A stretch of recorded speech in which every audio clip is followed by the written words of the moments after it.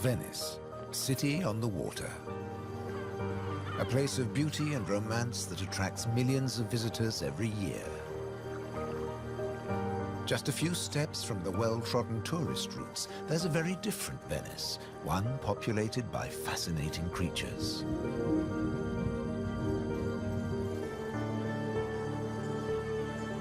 This film explores a Venice that few people ever see, a city that has a surprising double life.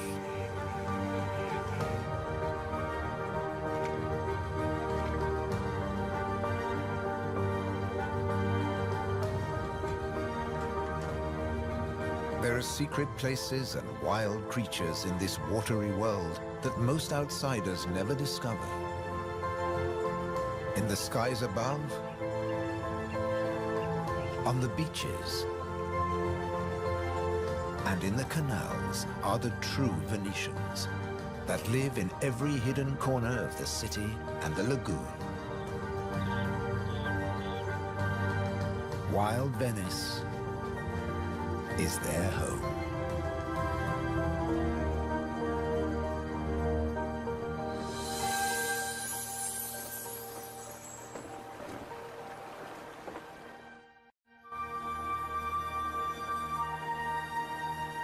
The city of Venice is built on sand, in a lagoon between the sea and the land. First formed from river sediments, man has since created an ecosystem as fragile as Murano glass. Covering 550 square kilometers, it's one of the largest wetlands in the Mediterranean. Flamingos arrived at these Venetian waters quite recently. They crisscross the Mediterranean from North Africa to France's Camargue, to Sardinia, Tuscany, and now Venice.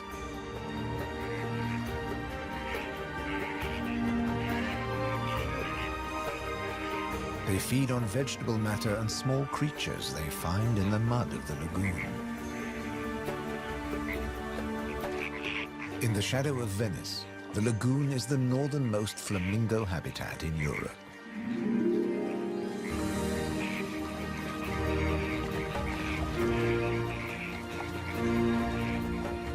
They're here now, but in a few weeks, many will move off again to find richer pickings.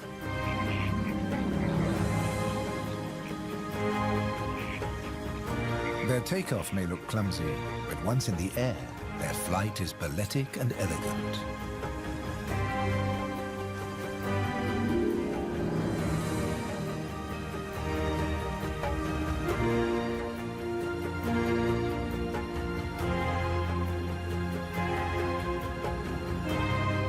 And before too long, they'll return to the safety of this lagoon, tucked between the sea, the city, and the Alps. The distant peaks helped form the lagoon. The mountain streams washed their rocky sediment towards the sea to make this habitat.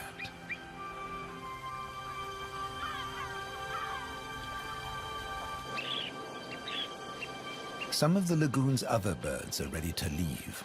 Dunlin, small waders, fed well in the rich mud. They rest on the wooden piles that support the whole of Venice.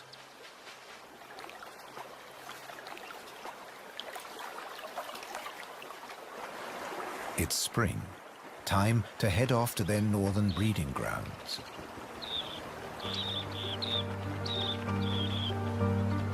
But the cormorants won't be lonely this summer. As the Dunlin fly away, other birds are flocking in.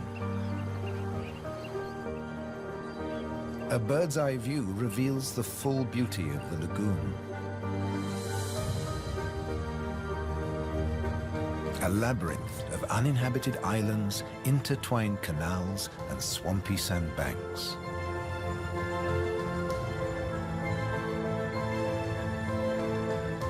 These marshy wetlands are known as the Barene.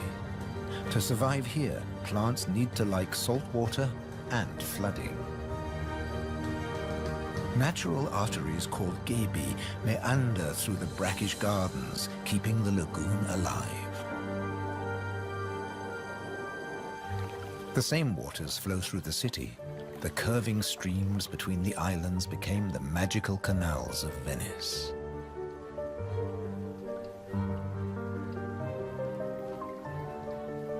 This is the city of bridges.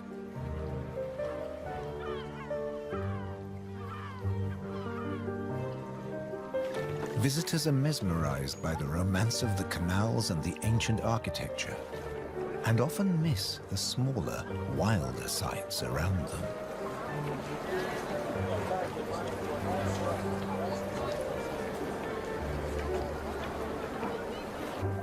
These mussels are true Venetian natives.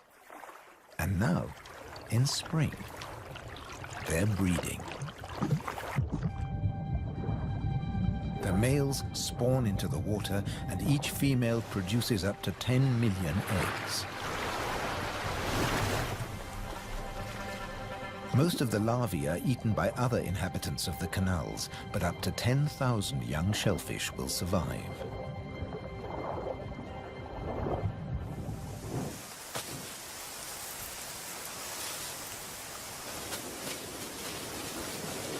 Just beyond the city, colonies of birds are breeding too.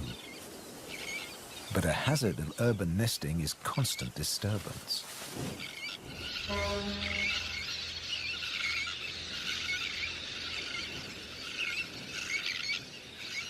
Little terns will quickly fly back to their eggs and can miraculously find their own nest scrapes in the crowded colony. Their cousins, the sandwich terns, lay their eggs directly onto the sand. If the terns are disturbed, they have little time for incubating their eggs. The sand won't keep them warm for long.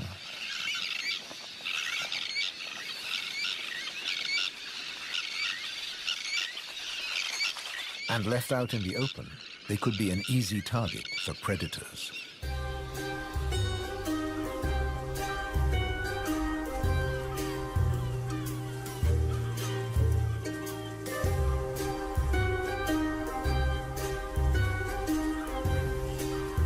Foxes are the biggest predators hereabouts.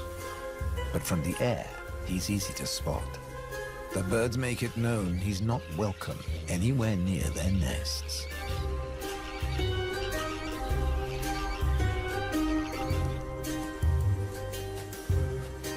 Foxes would rather not get their feet wet. Hunting in these swampy areas is a frustrating business.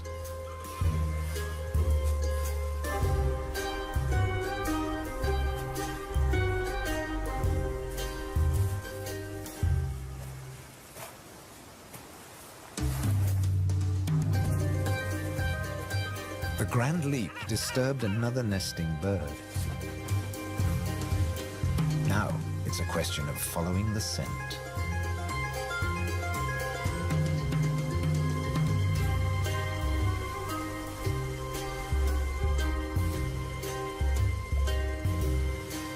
A welcome snack.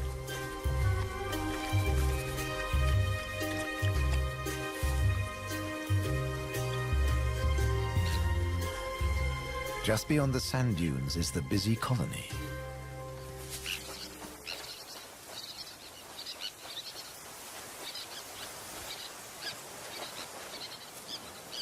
In this mixed neighborhood, a pied avocet is brooding next to the sandwich terns.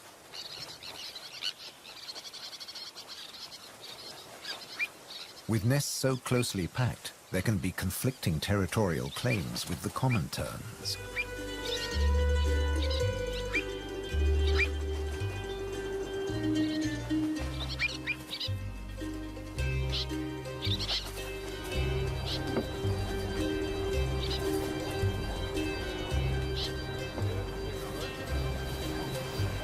But the avocet stands his ground.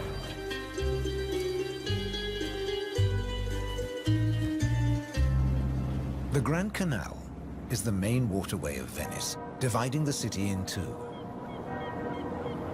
It follows the course of the ancient river Brenta that runs from the Alps all the way into the lagoon. It offers a journey through architectural history, starting in the 13th century.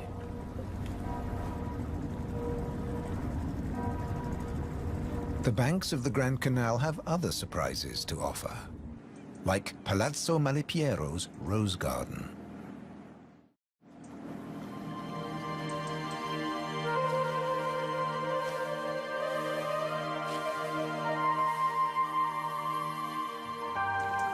Nestled between the buildings is a hidden paradise.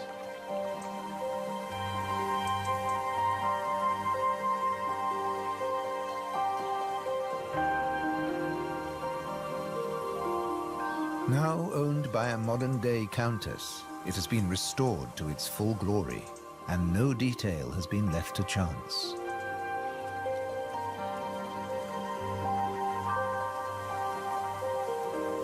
With the luxury of space in a city whose every square centimeter is exploited for maximum profit, it's also a sanctuary for many small animals.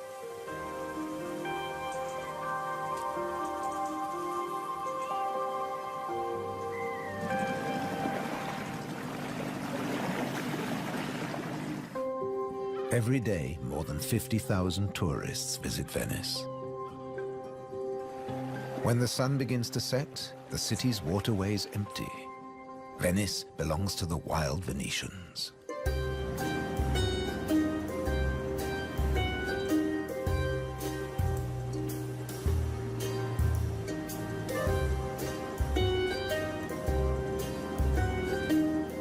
Rats prefer to search for food in the cool night air.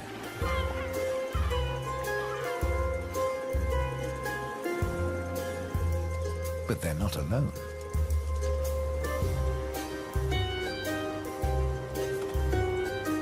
Pine martins are hungry too, and rats are on their menu. Pine martins are welcome in the city as they're natural rat catchers.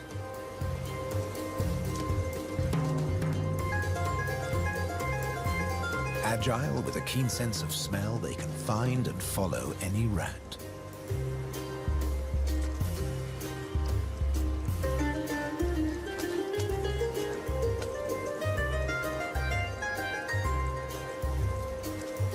But they're endangered too. Since the rat population boomed, ironically, many martins have been killed by rat poison. The rat won the day, and the pine martin has to settle for dessert.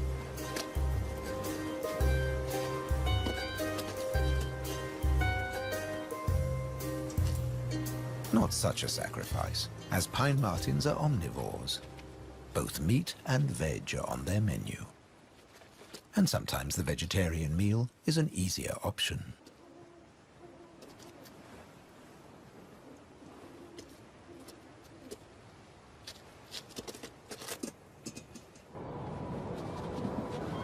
As the rat prepares to sleep, the city of Venice is beginning to wake up. The floating vegetable stalls are the first to move into action.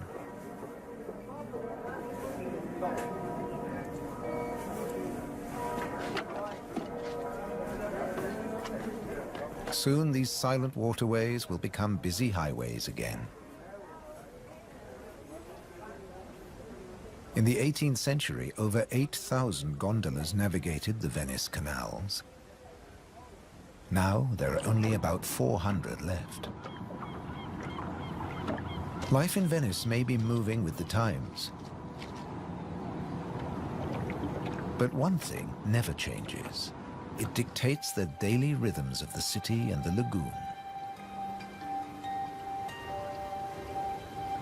Twice a day, the tide rises and falls as seawater washes in and out of the lagoon.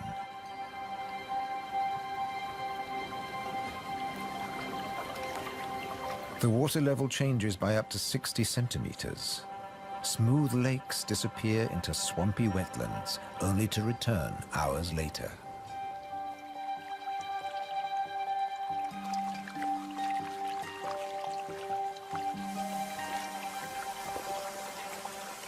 Retreating water levels reveal a surprise.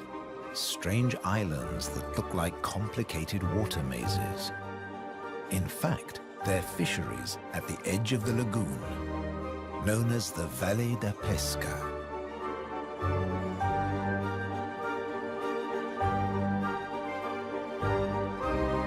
They've been worked by the same families for generations, using a simple but ingenious method.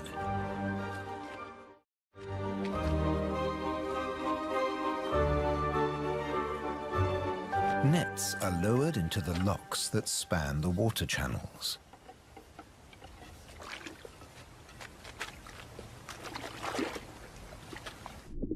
In the springtime, the locks bar the way to the young fish that stream into the lagoon to feed. The fishermen raise the nets and catch the small swarming fish in their thousands.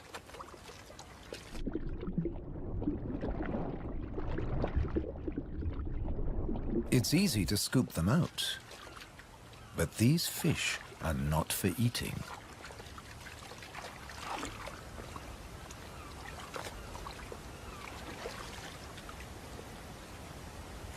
The fishermen place them on the other side of the bars and so trap them in the channels. Here, the spring fish are held under perfect conditions until they grow big enough to harvest.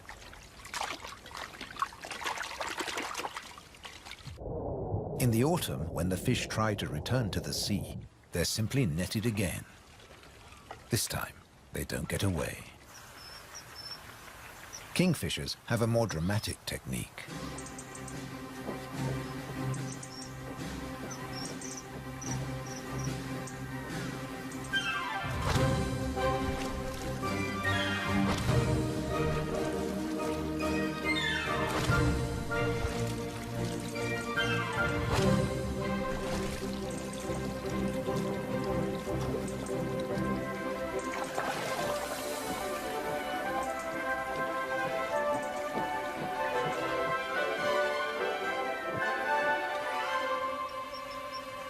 They catch up to 20 fish a day, but need even more if they have nests with hungry growing chicks.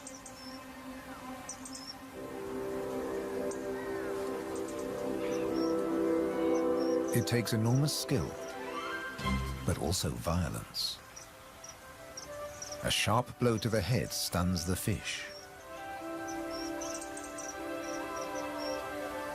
And when it stops wiggling, the kingfisher can turn it round without fear of it escaping. The scales and fins of the fish need to be in line.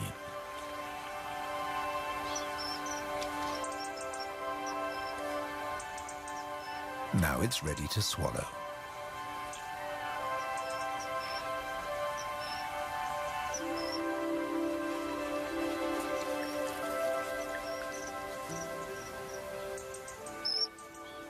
These shallow, brackish waters at the edge of the lagoon are perfect hunting grounds for a kingfisher.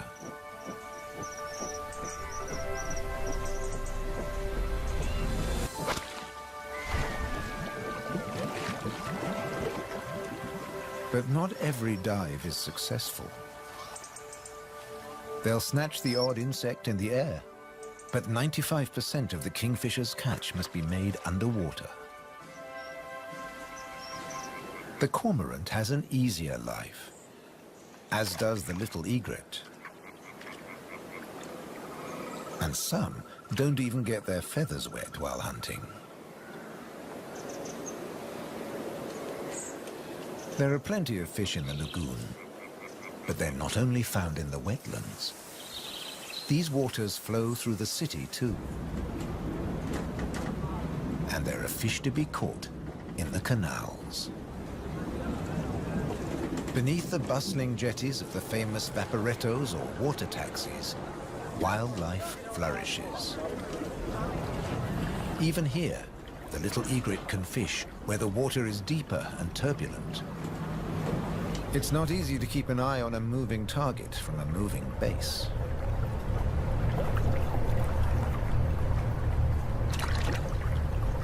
But persistence and patience pay off.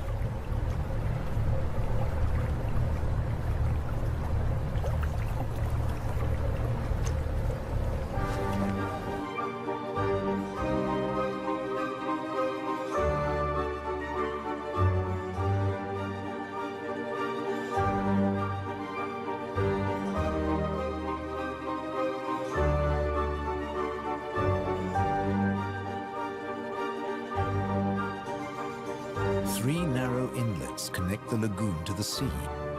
They're known as bocche, the Italian word for mouth. In spring, the fish travel into the lagoon because it's shallow, warm, and full of food. And in the autumn, they travel back out to the Adriatic Sea. The lagoon's fishermen understand the rhythms of the sea. But there was one phenomenon that remained a mystery for many years. When they cast their nets into the rich fishing grounds, they were torn to shreds.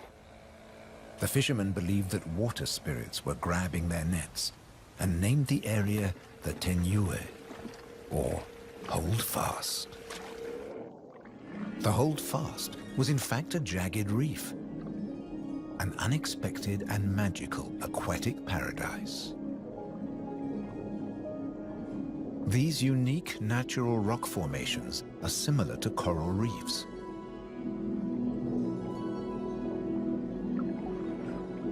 They're home to all kinds of remarkable creatures. Serpent stars, or marine annelids.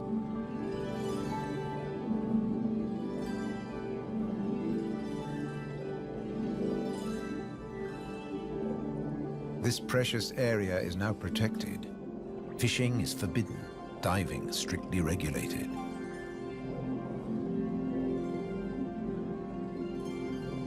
Even harvesting a shellfish delicacy like these canestrelli is banned.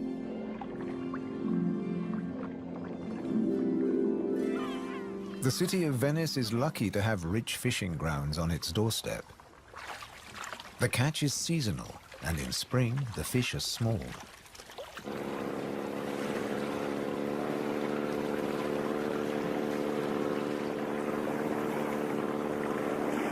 But the fishermen will go out, as long as they can find a buyer.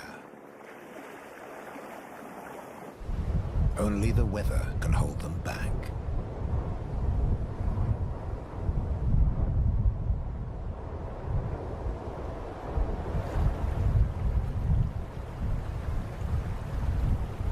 City and wetlands are both at the mercy of the elements.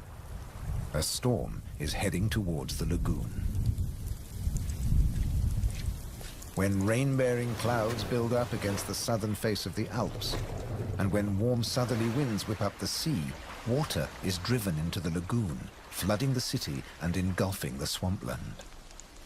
This extreme high tide is known as aqua alta and can be disastrous for ground-nesting birds. Thankfully, it's rare in the springtime. It strikes more often in the autumn. Storms can vanish as fast as they arrive, and the limpid sunlight that Venice is so famous for bathes the city again. In early summer, Venice teems with tourists. The Bridge of Sighs is a popular attraction, but few visitors realize that real Venetian life is happening just a short distance away. In the Giardini, a spacious and peaceful city park, there are some surprising residents.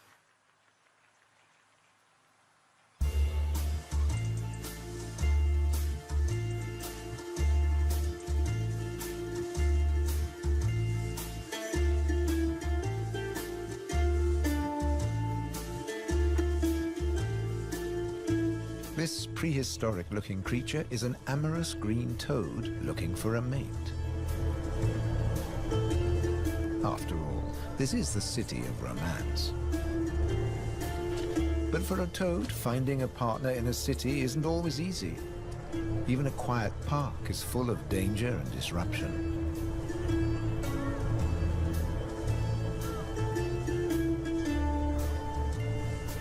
On the plus side, few of the park's visitors notice the presence of the toad, as it blends in so well with its surroundings.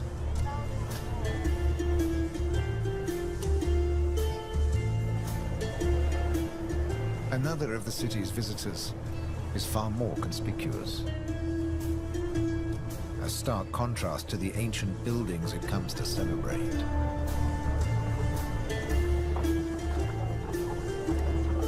and a danger to the fragile city. The toad at last finds a more secluded waterside spot. Soft light, gentle fountains, the perfect place to mate. Venice is full of secret places hidden away from the main tourist routes. A traditional gondola repair shop nestles between the city's Zattere and Dorsoduro districts.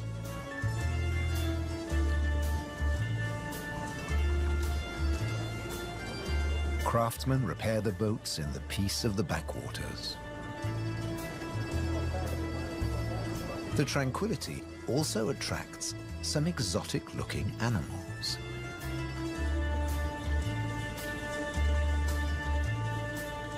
Geckos are not native to Venice, but they've settled in well here.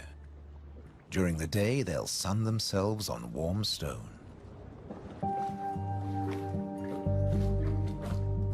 They're waiting for nightfall, when the insects they eat will emerge. And in the golden light, birds that hunt geckos settle in for the night. Terns fly back to the safety of the colony, and others enjoy a final bath. Evening always brings a measure of peace to the city. The Grand Canal is now very quiet, a perfect time for the gecko.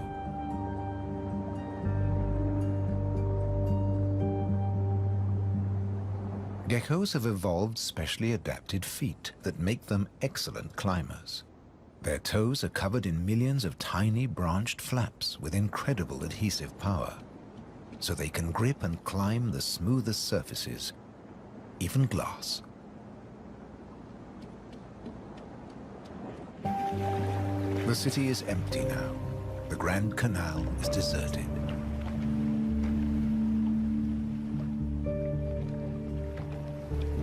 The evening's activity has passed to Venice's bars and restaurants.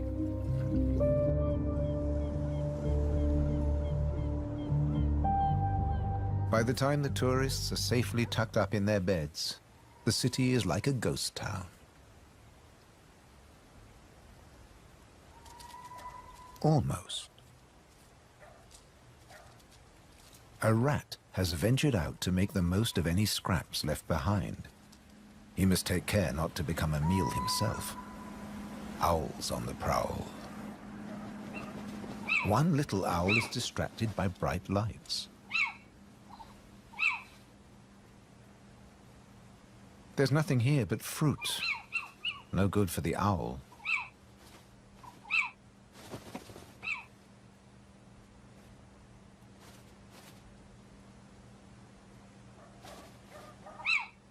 This house call hasn't paid off. Time to make a swift exit. The lucky rat will make it home tonight.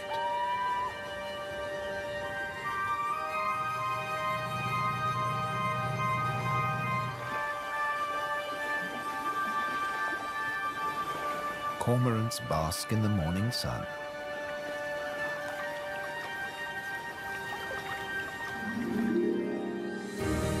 The terns start fishing early.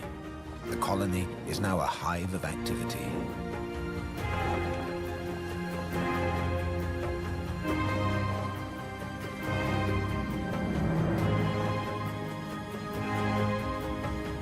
The first chicks have hatched. Exhausted from the effort of breaking out of the egg.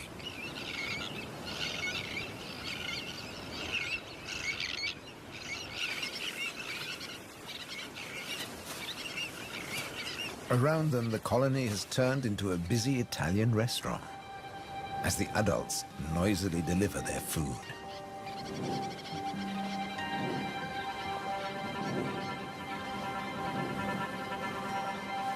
The chicks blend in well with the sand. Their cries for food are a new and insistent sound on the beach.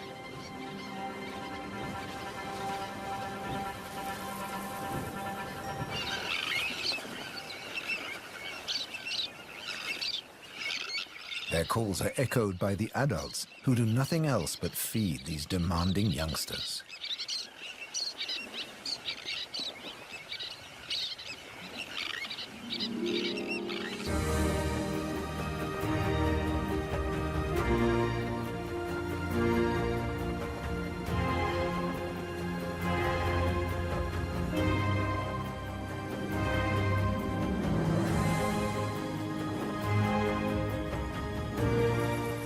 It's hot and humid, and the lagoon is at its most beautiful.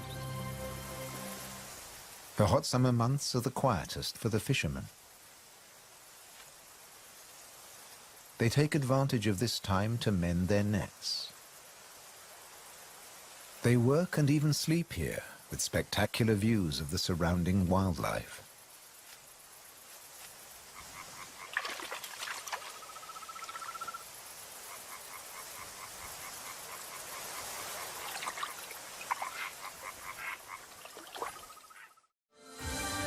About 8% of the lagoon's surface consists of islands. 20,000 people once lived on Torcello. Now only the cathedral tower remains. Burano is known for its colorful buildings.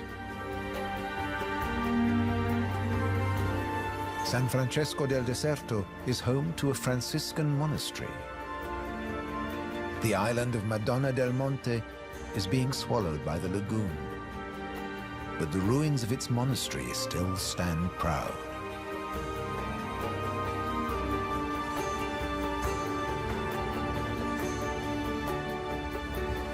Enchanted places like this are an ideal refuge for wild animals.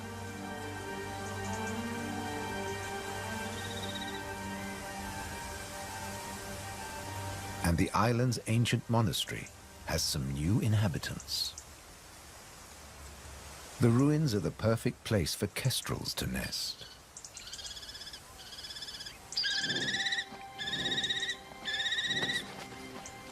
The hungry chicks are nearly as big as the adults and almost ready to fledge. Feeding this brood is a full-time job for both parents.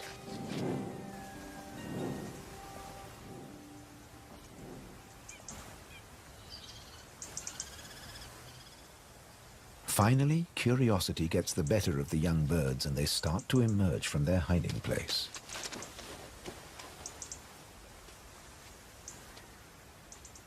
The first nervous explorer is soon followed by a sibling. They wait cautiously on a ledge, while one of the adults watches from afar.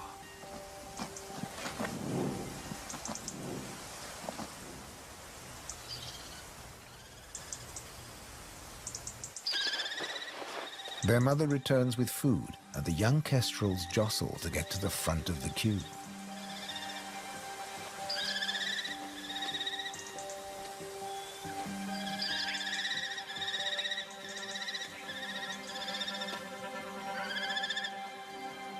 The keenest and the loudest chick is fed first.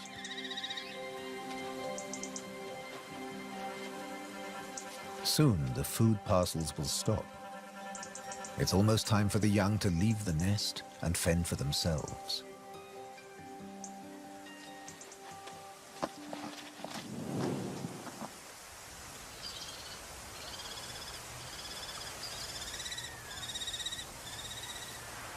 Not all of the lagoon is quite so peaceful. Venice's Lido, with its luxury hotels, is where the human bathers gather.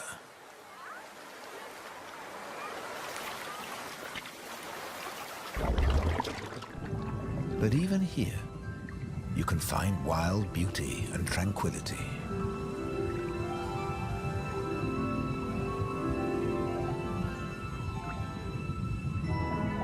In the Tenue, Venice's reef, one of nature's most delightful performances is in full swing. The squid's mating dance. The pair move together like synchronized swimmers as waves of rainbow colors pulse along their bodies.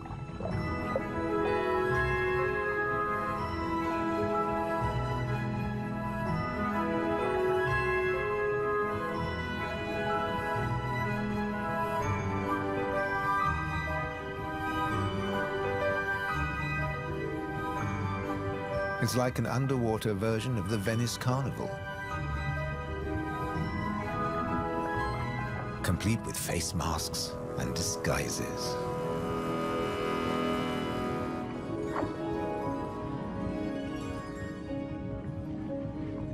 Decorator crabs change their shape by attaching sponges and algae to their bodies.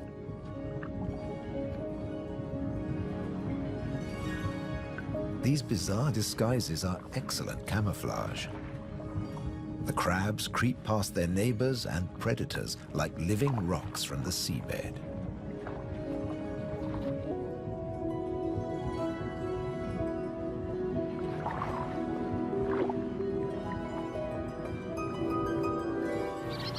The tern colony just beyond the city is flourishing. The chicks have fed well and are strong and healthy.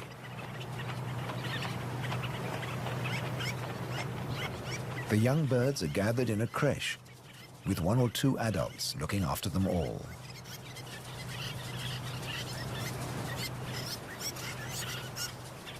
Today's lesson is elementary flight, but the teacher's demonstration is over in a flash.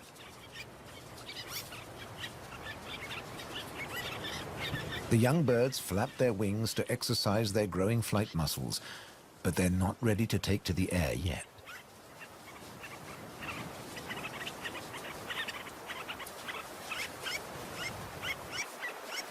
Before long, they'll be flying as well as their parents. The young kestrels are also preparing for takeoff. They bravely take the plunge and launch themselves into the air.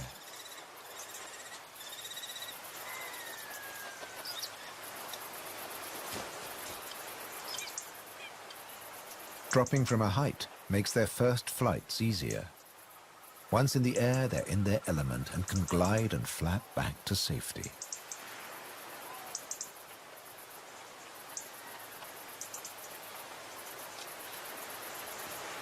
These first flights mark the end of their parental care. Now they have to find their own territory.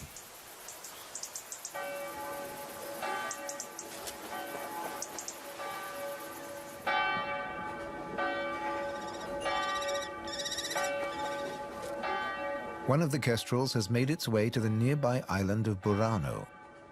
It's unlike the remote nest site, but it still has everything the kestrel needs. Just like the ruins, the brightly colored walls offer protection. These birds are welcome visitors, and the people here seem happy to have a kestrel watching over them.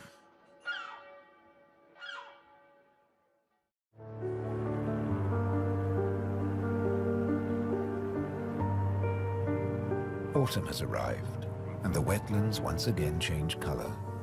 A plant called glasswort is responsible for this blush of pink. It flourishes in the swampy salt marshes.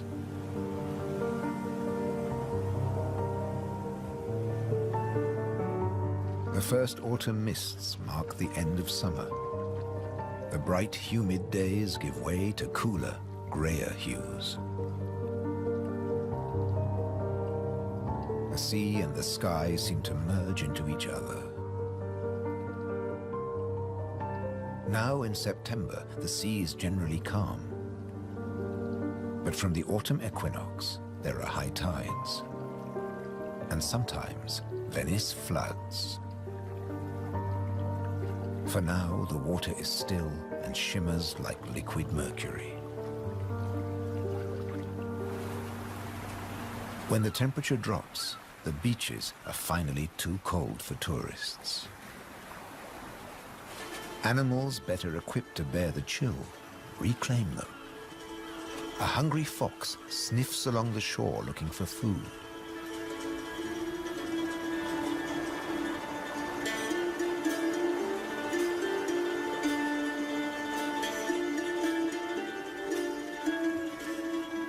The fox has an excellent sense of smell and can see well in the twilight. It has picked up a strange scent. Something smells good to eat. But quite where this food is hidden is a mystery.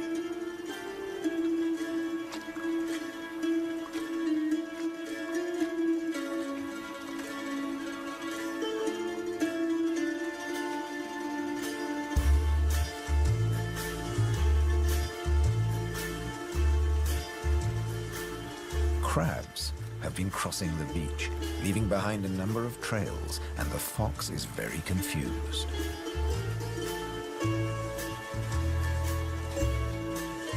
Finally, it follows its nose and comes face to face with a crab.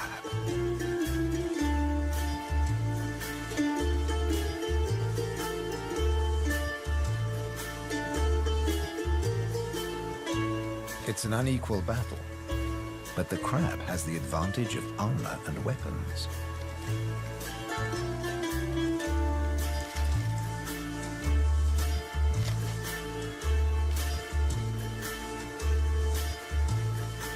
This meal is more trouble than it's worth.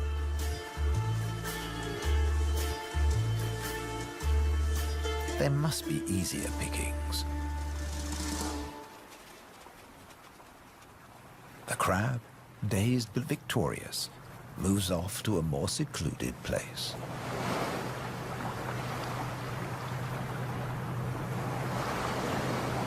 More crabs congregate on the shoreline looking out to sea.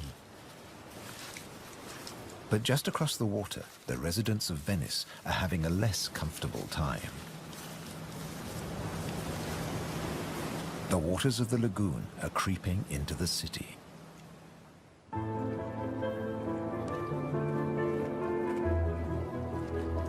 The autumn tides are getting higher, and water is seeping up through every available crack in the stones. The threat of acqua alta, the extreme high tide, is increasing every day. A combination of rising tides and the Scirocco winds cause this extreme event, and the rain just adds to it. Much of the city is only just above sea level, so there's very little to stop the floodwaters. This may look like a swimming pool, but it is in fact St. Mark's Square. Fortunately, this only lasts a few hours. Soft winter fog wraps the landscape like a blanket and brings the year to a close for Venice and its beautiful lagoon. The visitors have marveled at its sights, but many have missed the most fascinating wonders of all, the wild side of Venice. The city is empty now, but visiting season for the lagoon never ends. As one creature leaves, another takes its place.